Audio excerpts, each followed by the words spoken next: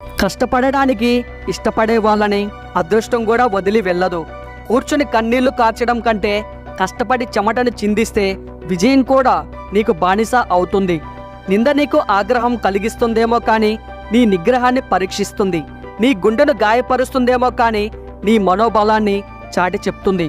ఉలిదెబ్బకు తాళలేని శిల్పం కావడం అసంభవం. విజేతగా నిలవాలంటే ఎవరినో ఓడించడం కాదు, నిన్ను నీవు గెలవాలి.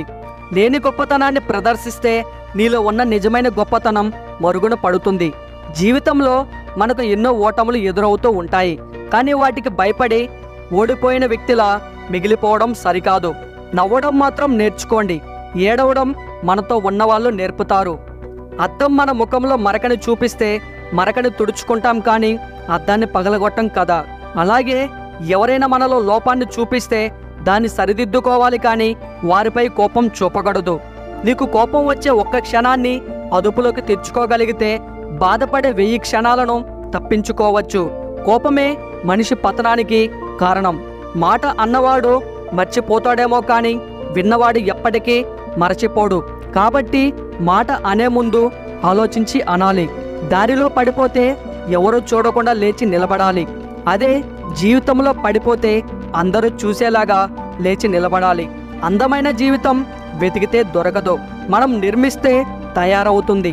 ఆత్మవిశ్వాసం లేకపోవడం అపజయాలకు ప్రధాన కారణం.